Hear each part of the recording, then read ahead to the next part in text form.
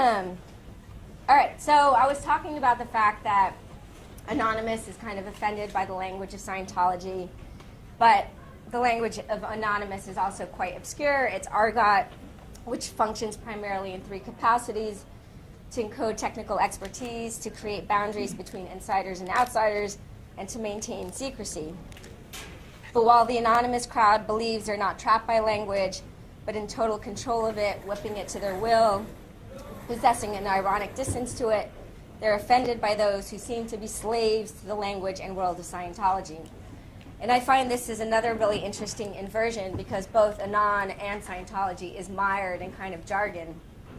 But of course, it's the language of Anonymous that also works to enact and erect the very secrets that, or boundaries and secrets that they're, offended by with Scientology. So argot, trolling, offensive language, extreme pranking. These were the hallmarks of the birth of Project Chinology.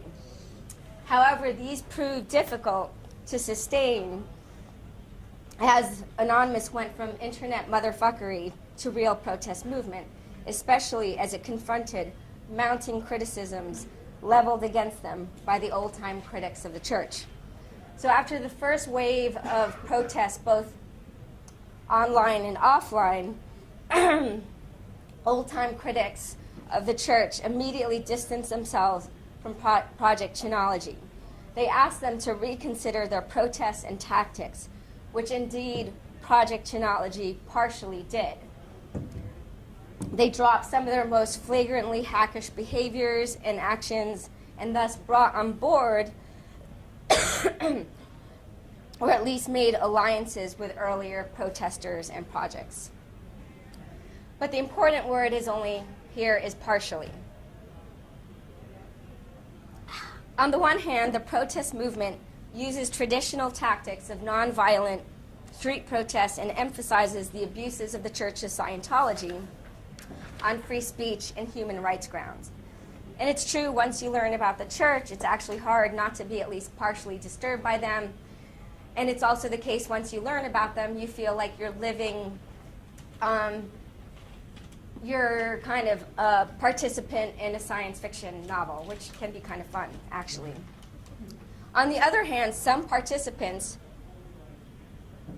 continue to engage in trollish behavior as part of their protest arsenal. One of the most famous of these being Operation Slick Pubes. And since it's been a really long day for me and I haven't slept much for 4 nights because of this cough, I don't feel like talking in any detail about pubic hair and Vaseline. So I leave it up to your imagination, or alternatively, you can do a quick Google search for the video. The important point being here is that trolling and the lulz are still very much part of the protest repertoire. And some protesters claim that protests should be rooted in the lulz. Not only it's because where their origins lie, not only it's because it's more fun, but because it's a more effective tactic for getting attention, especially in a media-saturated world. And really the spirit of the yippies are here with Anonymous, although here with a lot more kind of grotesque tactics. Now, in my remaining time, I cannot give justice to the range of positions and tactics that have emerged out of Project Chinology as it matured over time, because it's not as simple as the binary between those who protest for the moral reasons and those that protest for the lulz. The movement has actually diversified, and there's a range of positions that have kind of integrated the lulz and the moral position quite well. There's a debate about it, and also there's differences in different cities. And there's actually also warring factions in different cities, where, for example, I routinely get kicked off the Toronto IRC channel for some reason. What is clear, however, is that while geeks and internet participants find pleasure in protesting their perfect nemesis, Scientology, which in many ways is a funhouse mirror of geek and hacker norms, ideologies, and practices, the conditions under which these protests have occurred are so distinct that they complicate, though I don't think entirely nullify the thesis I proposed at the start of this talk. Now that we have a broad and very simplified picture in place, I would like to conclude with 3 brief points that I hope can spur some final discussion during the Q&A. So the first has to do with the following. I think these protests raise a vital question for those interested in political engagement. Why are people attracted to protest some abuses over others? For there are many tragedies in our world, for example, the war in Iraq, the genocide in Darfur. Why do a group of people feel compelled to protest this particular set of injustices and not others? And I think in the cases visited today, there's a clear evidence that there's something like a cultural allergy going on in which a line is crossed. For with Scientology, we not only have a religion, but one that makes strong and persistent claims about science and technology. And this flies in the face of the stark line we as a society tend to draw between science and religion, a line that runs much, much deeper among the technologists that protest Scientology. And I also think it's for this reason that many people, including myself, will also chuckle at Scientology, right?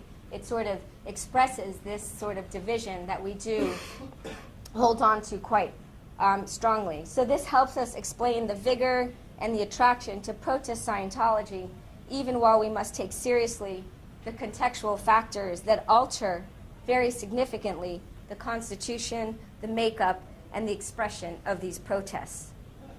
Second, while some of the actions of Anonymous may not only be morally questionable, in some cases they might be deplorable, those of us interested in effective political campaigns, as I personally am, should pay attention to Anonymous and their acts of trolling, for they're wizards when it comes to the production of spectacle, which can be a very effective political campaign and weapon. As political theorist and activist Stephen Duncombe has insightfully argued, spectacle must be staged in order to dramatize the unseen and expose associations elusive to the eye. And if you read his work, he doesn't embrace all forms of spectacle. He considers some ethical and some unethical. And it's an interesting question as to whether Anonymous is an example of an ethical or unethical spectacle. And that's what I'd like to end with this final proposition. So now for my final proposition, which is perhaps the most controversial. Let me suggest that if we consider trolling, of which Anonymous is only one instance, as an example of the trickster, then perhaps there may be some ethical substance to the actions and to their spectacle. And of course, the maybe is the important word here.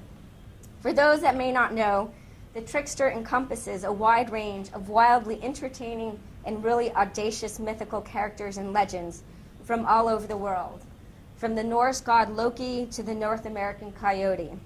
Tricksters are not what the sanitized version that Disney has made them out to be. Though clever, they're often grotesque, and they are often got huge penises. They engage in acts of cunning, deceitfulness, lying, cheating, killing, and destruction, hell-raising, and as their name suggests, trickery, sometimes to quell their insatiable appetite, sometimes to prove a point, at times just to cause hell, and in other instances to do good in the world. Tricksters, to be blunt, are much like trollers, provocateurs, and saboteurs. And according to Lewis Hyde, who's written a wonderful book on the trickster called Trickster Makes the World, the trickster, however offensive, he claims helps to revitalize culture, insofar as, and this is a quote, their function is to uncover and disrupt the very things that cultures are based on. Their function is to uncover and disrupt the very things that cultures are based on. The mythical notion of the trickster does seem to embody many of the attributes of the modern internet troll. But now I'm going to leave you with a bunch of questions. But is it reasonable to equate the mythical trickster figure Loki and the trickster in Shakespeare with figures that don't reside in myth, don't reside in fiction, but reside in your intranets? Given that the troller can often cause actual mayhem in people's lives, does the moniker, the trickster, act as an alibi, as in a defense, an apology for juvenile and worse racist, misogynist, take your pick, rude boy behavior? Or is there a positive role for the troller to play on the internet as a site and place of constant play and performance? If all the world is a stage and we are merely players on it, what does that make the internet? A play within a play? A place to play? Is the role of the trickster played by the troller? Or is the troller just playing, just for the lulz? The end.